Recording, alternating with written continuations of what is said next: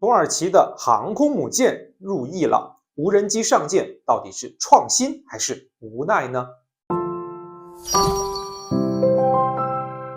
大家好，我是施涛。4月10号土耳其精心打造的首艘国产航空母舰，而且是无人机航空母舰阿纳多卢号正式入列海军服役。土耳其总统埃尔多安呢是亲自出席了这一艘轻型航母的服役仪式。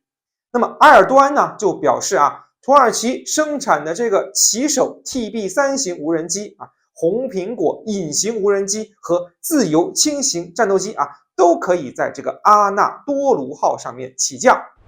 那么熟悉这个阿纳多卢号航母的观众都知道它的原型舰呢是西班牙的胡安卡洛斯一世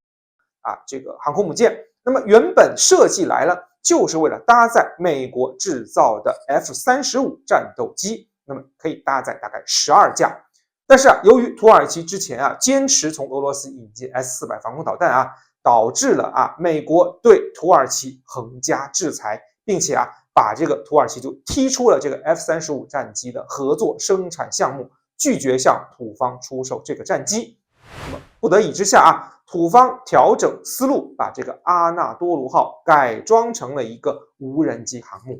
那我们看到在这个服役仪式上这个无人机航母上确实摆上了这个 TB3 大家戏称叫淘宝3这个无人机，那还摆上了咱们之前戏称的说叫仿歼20的这个红苹果无人机，看起来也是威风凛凛，而且它这么一来是这个占据了这个世界第一艘无人机航母的这么一个名号。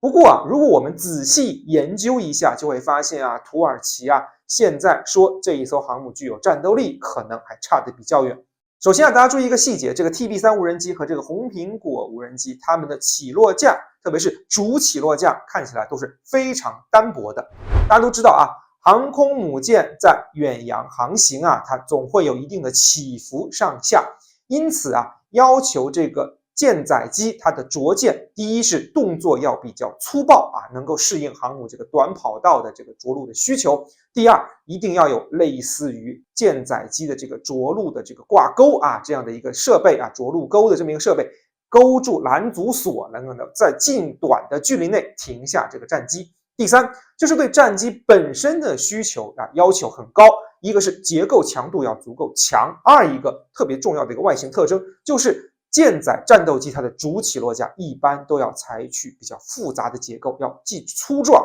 又要能够缓冲巨大的着舰的这个力。而我们现在看这个土耳其展示的无论是 TB3 还是这个红苹果，显然在起落架上并没有相应的设计，就更不要说类似于着舰钩这类的专门的设计了。那么我们可以看出来，目前这个 TB3 型和红苹果无人机只能说是类似于模型或者说是走秀模特一样，在这个土耳其无人机航母上的一个存在，离形成战斗力还有非常遥远的距离。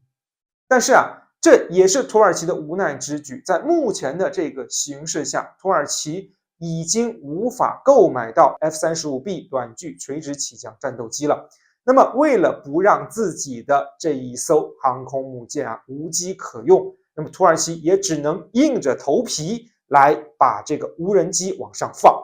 那么未来这一艘具备一定两栖作战能力的这个航空母舰，很有可能会回到它原本的一个角色，也就是偏向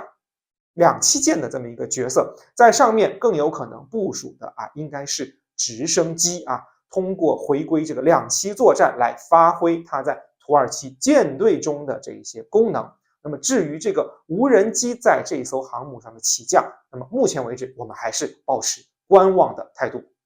大家对这期话题有什么看法？欢迎在评论区与我交流，也感谢您的关注、点赞、转发支持。咱们下期再见。